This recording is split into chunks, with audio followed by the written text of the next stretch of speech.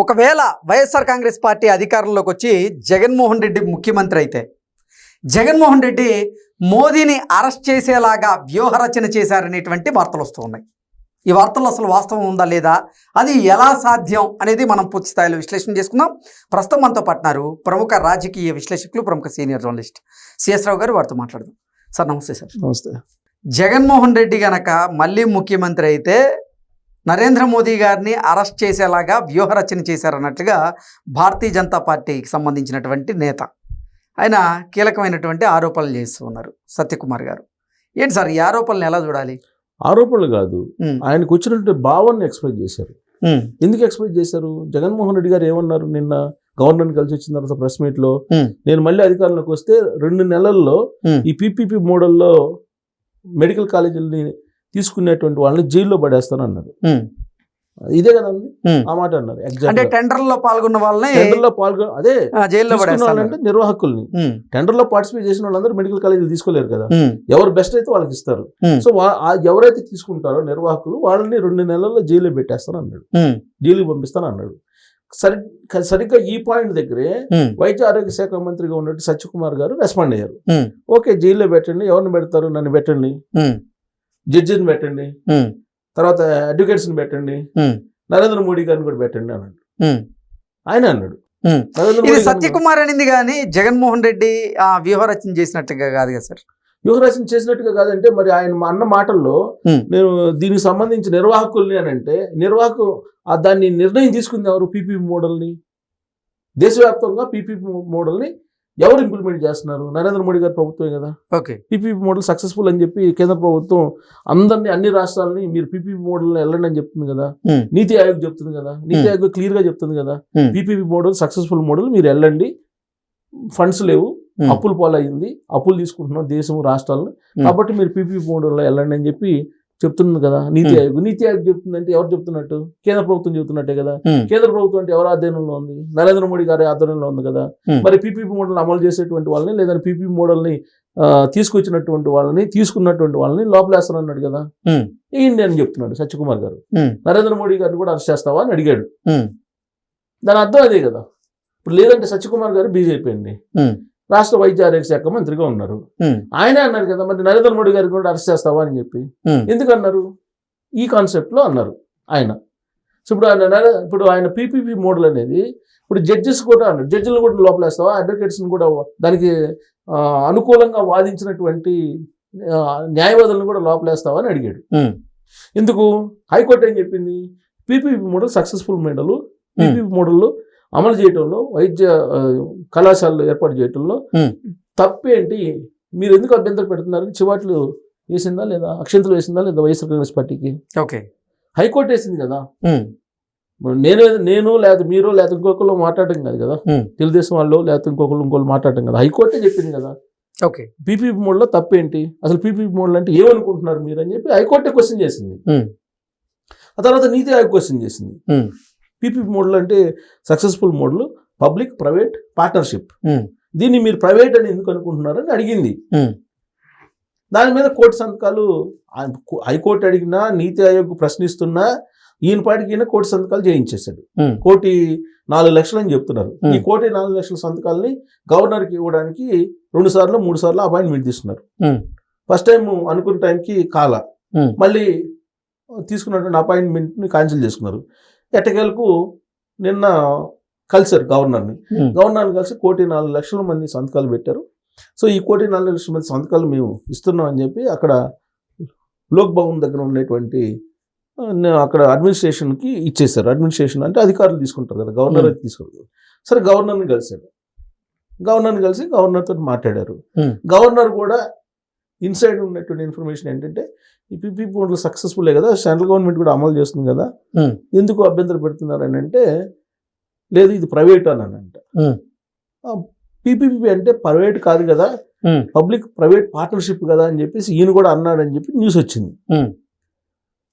లేదు ఇది ప్రైవేట్ ఇది అని. ప్రైవేట్ అని ఎలా చెప్తున్నారు మీరు అని అంటే, ఆయన ఏమంటున్నారు, ఇప్పుడు మొత్తం చంద్రబాబు నాయుడు గారు ప్రైవేట్ వాళ్ళకి ఇచ్చేశారు, ఈ ప్రైవేట్ వాళ్ళు దాదాపుగా ఈ కొన్ని కోట్ల రూపాయలు కుంభకోణం చేస్తున్నారు, ఇంతకన్నా పెద్ద కుంభకోణం లేదు అన్నట్టుగా ఆయన చెప్తున్నారు. మీరు పరిశీలించండి అని చెప్పి జగన్మోహన్ రెడ్డి గారు గవర్నర్కి చెప్తే ఓకే మీరు ఇచ్చారండి నేను చూస్తానని చెప్పి తీసుకొని ఆయన వచ్చారు, బయటకు వచ్చి మాట్లాడాడు, మీడియాతో మాట్లాడారు. మీడియాతో మాట్లాడినటువంటి సందర్భంగా ఆయన మెడికల్ కాలేజీ గురించి మాట్లాడారు. అసలు మెడికల్ కాలేజీలో ఆయన చెప్తుంది ఏంటి, 17 మెడికల్ కాలేజీలకు సంబంధించిన పరిపాలనా అనుమతులు నేను తీసుకొచ్చాను నా హయాంలో అని చెప్తున్నారు. పరిపాలనా అనుమతులు తీసుకొచ్చినంత మాత్రాన మెడికల్ కాలేజీలు నిర్మించినట్టు అవుతుందా అనేది తెలుగుదేశం పార్టీ వాళ్ళు ఇప్పుడున్నట్టు కూటమి ప్రభుత్వం వేస్తున్నటువంటి ప్రశ్న. ఈ 17 కాలేజీల్లో జగన్మోహన్ రెడ్డి గారు నిర్మించినటువంటి కాలేజీలు ఎన్ని అఫీషియల్గా ఆయన హయాంలో ఓపెన్ చేసిన ఏంటంటే 5. ఈ 5 పోగా ఇంకెన్ని ఉన్నాయి, 12 మెడికల్ కాలేజీలు ఉన్నాయి. ఈ 12 మెడికల్ కాలేజీలు నిర్మించాలంటే 5,000 కోట్ల రూపాయలు ఖర్చు అవుతుంది అని చెప్పి అంచనా వేస్తున్నారు. ఈ 5,000 కోట్ల రూపాయలు మీరు ఎందుకు పెట్టకూడదు, 2,50,000 కోట్లకు పైగా ఉన్నటువంటి బడ్జెట్, దాంట్లో మీరు 5,000 కోట్లు ఎందుకు పెట్టకూడదు అని చెప్పి జగన్మోహన్ రెడ్డి గారు ప్రశ్నిస్తున్నారు ఈ ప్రభుత్వాన్ని. ప్రభుత్వం ఏమంటుంది, మీరు పరిపాలనా అనుమతులు తీసుకొచ్చినటువంటి 17 మెడికల్ కాలేజీలకు సంబంధించి మీరు నిర్మించినట్టు 5 కానీ లేదా మిగతా 12 కానీ వీటిల్లో మీరు ఎక్సెస్ చేశారు. ఒక్కొక్క మెడికల్ కాలేజీకి 200 కోట్ల రూపాయలు ఎక్సెస్ చేశారు. మీరు ఎందుకు ఎక్సెస్ చేశారు? 700 కోట్ల రూపాయలు 400 కోట్ల రూపాయలకి అయిపోయేదాన్ని 700 కోట్ల రూపాయలకి మీరు ఎందుకు ఎక్సెస్ చేసి దానికి టెండర్లు మీరు కాల్ఫర్ చేశారు? ఓకే, ఈ లెక్కన 17 ఇంటూ 300 కోట్లు లేదా 200 కోట్లు వేయండి. అప్పుడు దాదాపు ఎంత కుంభకోణం ఉంది? ఈ లెక్క తీస్తున్నారు.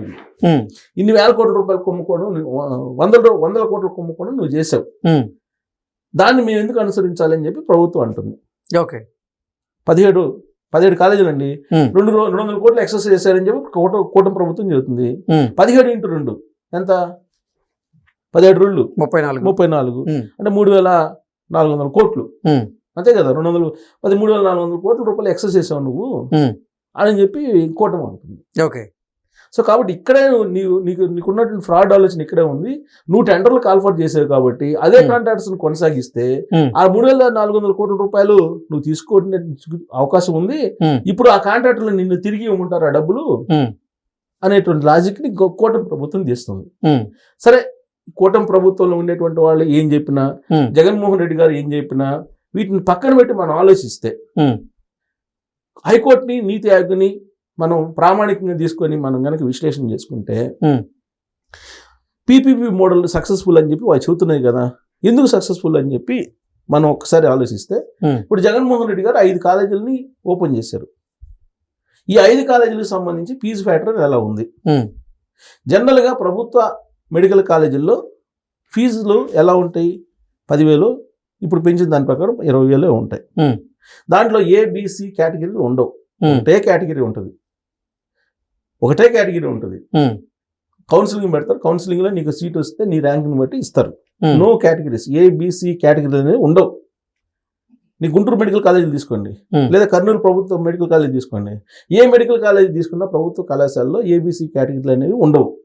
మరి జగన్మోహన్ రెడ్డి గారు స్టార్ట్ చేసినటువంటి 5 మెడికల్ కాలేజీల్లో ఏబిసి కేటగిరీలు పెట్టి, ఏ కేటగిరీ కింద ప్రభుత్వ కళాశాలలో ఉన్నటువంటి ఫీజులు పెట్టి, బి కేటగిరీ కింద 12 లక్షలు, సి కేటగిరీ కింద 20 లక్షల రూపాయలు ఫీజులు ఎందుకు పెట్టారు అనేది ఇప్పుడు కూటమి ప్రభుత్వం ప్రశ్నిస్తుంది.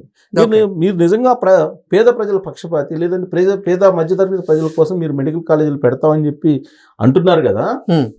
మరి నిజంగా మీరు పేదల కోసం పెడితే ఏబిసి కేటగిరీలు ఎందుకు ఉన్నాయి? అవి ప్రభుత్వ మెడికల్ కాలేజీలు అంటున్నారు కదా. ప్రభుత్వ మెడికల్ కాలేజీలు అయితే ఏబిసి కేటగిరీలు ఎందుకు ఉన్నాయి? దీనికి సమాధానం చెప్పాలిగా. ఇప్పుడు దానికి జీవోలు కూడా ఉన్నాయి కదా. వీళ్ళు చెప్పడం కాదు, కూటమి ఉండేటువంటి వాళ్ళు చెప్పడం కాదు, దానికి సంబంధించి జీవోలు ఉన్నాయి. జగన్మోహన్ రెడ్డి గారు ఇష్యూ చేసిన జీవోలు ఉన్నాయి. తర్వాత ఆ జీవోల ప్రకారం ఫీజులు వసూలు చేసినటువంటి, ఆయన హయాంలోనే ఫీజులు వసూలు చేసినటువంటి అకాడమిక్ ఇయర్లో ఆన్ రికార్డులు ఉన్నాయి కదా. ఏబిసి కేటగిరీలు ఎందుకు ఉంటాయి? మరి 15 లక్షల రూపాయలు పేదోడు కట్టగలరా? ఓకే, 20 లక్షల రూపాయలు సి కేటగిరీ కింద పేదోడు కట్టగలరా? మరి ప్రభుత్వ కాలేజీలు ఎలా అవుతాయి? ప్రభుత్వ కాలేజీలు అంటే ఒకటే ఉంటుంది, నో కేటగిరీస్, సింపుల్, అందరికి అర్థమయ్యేటట్టు. మరి జగన్మోహన్ రెడ్డి గారు ప్రైవేట్ కాలేజీలు రన్ చేస్తున్నాడు, ఆయన ప్రభుత్వ కాలేజీలు రన్ చేస్తున్నట్టు 5 కాలేజీలు ఆయన హయాంలో నిర్మించినాయి అనేది ఓ పెద్ద ప్రశ్న. ఇప్పుడు దానికి సమాధానం చెప్పాలి వాళ్ళు. నిజంగా ప్రభుత్వానికి లేదంటే పేదలకి, మధ్యతరగతి వాళ్ళకి అందుబాటులో ఉండేలాగా మీరు వైద్యం అందజేయాలన్నా, లేదా మెడికల్ విద్యార్థుల్ని తయారు చేయాలన్నా మీరు కేటగిరీలు రద్దు చేసి ఆ రోజునే మీరు కేటగిరీలు పెట్టకుండా ఉంటే ఇవాళ ప్రశ్నించడానికి అవకాశమే లేదు. ఇప్పుడు అదే హైకోర్టు కానీ సుప్రీం లేదంటే నీతి ఆయోగ్ కానీ అంటుంది. సో పీపీపీ మోడల్ అంటే ఏంటి? Public private partnership. దీంట్లో డబ్బులు ఎవరు పెడతారు? ప్రైవేట్ వాళ్ళు పెడతారు. నిర్వహణ పర్యవేక్షణ ఎవరు ఆధ్వర్యంలో ఉంటుంది? నిర్వాహకులు ప్రైవేట్ వాళ్ళు ఉంటారు. పర్యవేక్షణ ఎవరు? ప్రభుత్వం చేస్తుంది. సో కాంట్రాక్ట్ ఉంటుంది 20 సంవత్సరాలు 30 సంవత్సరాలు. ఆ తర్వాత కాంట్రాక్ట్ అయిపోయిన తర్వాత ప్రభుత్వం హ్యాండ్ ఓవర్ అయిపోతుంది. అవును. సో దీంట్లో ఫీజులు వసూలు చేస్తారు, ప్రభుత్వ ఆసుపత్రిలో ఉచిత వైద్యం ఉండదు అని చెప్తున్నారు జగన్మోహన్ రెడ్డి గారు. అవుట్ పేషెంట్స్కి 100% ఫ్రీగా ఉంటుంది ఈ మెడికల్ కాలేజీకి అనుబంధంగా నిర్మించేటువంటి ప్రభుత్వ ఆసుపత్రుల్లో. పీపీపీ మోడల్ అని నేను చెప్పేది. 70% ఇన్పేషెంట్స్కి ఉచితంగా వైద్యం అందజేస్తారు. ఇది పీపీపీ మోడల్. ఒక్క పైసా ఖర్చు లేకుండా ప్రభుత్వానికి నిర్వహణ భారం లేకుండా రన్ చేస్తున్నారు. ఇది ఎందుకు తప్పుపడుతున్నారు అనేది హైకోర్టు చెప్తుంది, నీతి ఆయోగ్ చెప్తుంది. మరి ఇప్పుడు జగన్మోహన్ రెడ్డి గారు చెప్పేది మనం నమ్మాలా, లేదంటే కూటమిలో ఉండేటువంటి వాళ్ళు చెప్పేది నమ్మాలా అని అంటే ఇది ఈ వీడియో చూసిన ప్రజలకే వదిలిపెట్టేద్దాం. మనం వాళ్ళు ఏం చెప్తున్నారు, వీళ్ళు ఏం చెప్తున్నారు, నీతి ఆయోగ్ ఏం చెప్తున్నారు, హైకోర్టు ఏం చెప్తుంది అని చెప్పాం.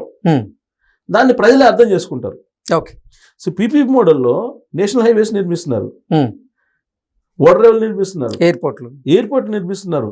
అసలు ఇవాళ పీపీపీ మోడల్ లేకుండా ఇన్ఫ్రాస్ట్రక్చర్ ఏదీ లేదు. అందుకే సత్యకుమార్ గారు ఏమంటున్నారంటే తీసుకెళ్ళి నరేంద్ర మోడీ గారిని కూడా జైల్లో పెట్టిస్తావు నువ్వు, 2 నెలలు నువ్వు అధికారంలోకి వస్తే ఆయన కూడా పెట్టిస్తావు, నువ్వు నన్ను కూడా పెట్టు అని చెప్పి అంటూ నువ్వు అధికారంలోకి వచ్చే ప్రసక్తే లేదు, నువ్వు కలలు కనమాకు అని చెప్పి లాస్ట్లో ఒక సెటైర్ వేసేసారు. నువ్వు 30 సంవత్సరాలు నువ్వే ఉంటావు అని చెప్పి కలలు కన్నావు, ఆడ ఋషికొండ ప్యాలెస్ కట్టించుకున్నావు, సీన్ కట్ చేస్తే ప్రజలు ఏ విధంగా తిరస్కరించారో తెలుసు కదా. ఇప్పుడు 11లో ఒకటి తీసేస్తే ఇంకొకటి కూడా రాదు నీకు. సో నువ్వు కలలు కనమాకు, నువ్వు నిర్మాణాత్మకమైనటువంటి పాత్ర పోషించు, అంతే తప్ప ఇలాంటి చేసి పనులు అభివృద్ధి జరుగుతుంటే దాన్ని ఆటంకపరచుకొని చెప్పి లాస్ట్లో చొరక వేశారు సత్యకుమార్ గారు. Okay sir, thank you.